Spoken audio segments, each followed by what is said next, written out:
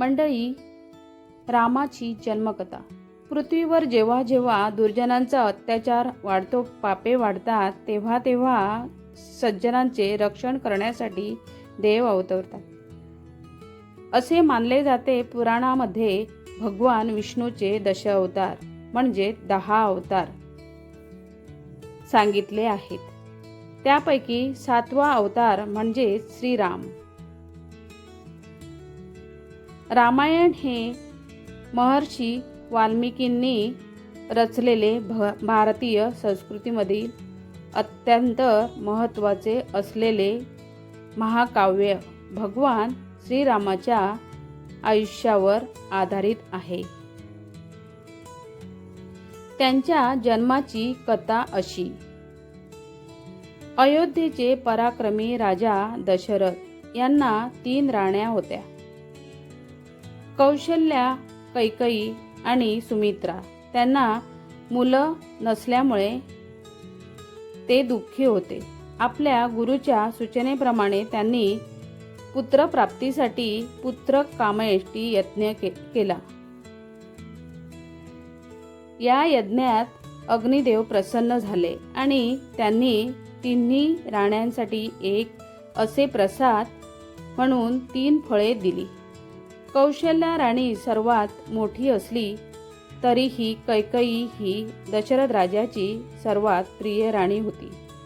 त्यातले सर्वात मोठे सुंदर फळ आपल्यालाच आधी पराक्रमी पुत्र व्हावा म्हणून पटकन कैकयीने घेऊन टाकले.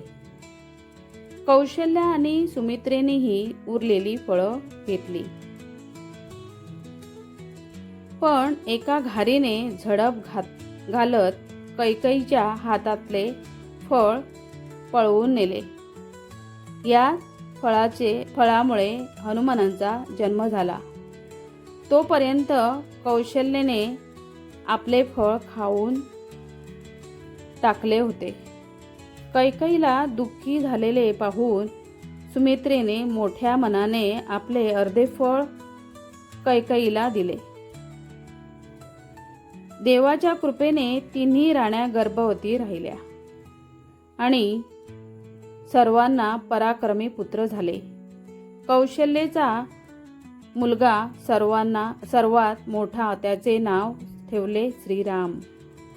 कैकयीच्या मुलाचे नाव ठेवले भरत आणि सुमित्रेला जुळी मुले झाली. त्यांची नावे ठेवली लक्ष्मण आणि शत्रुघ्न.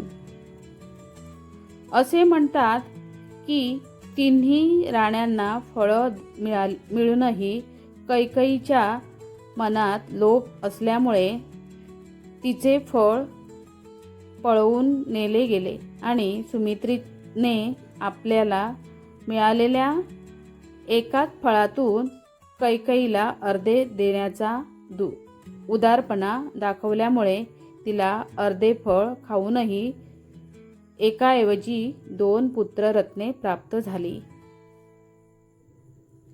या 4ही भावंडांमध्ये एकमेकांबद्दल खूप प्रेम होते.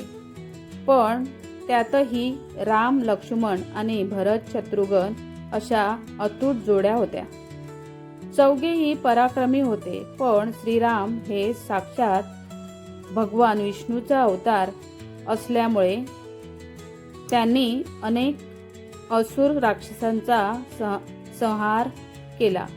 रावणासारख्या अत्याचारी राक्षसाची विनाश केला. चैत्र महिन्याच्या शुक्ल पक्षातील नवमीला श्रीरामाचा अयोध्येत जन्म झाला. त्यामुळे हा दिवस रामनवमी म्हणून ओळखला जातो.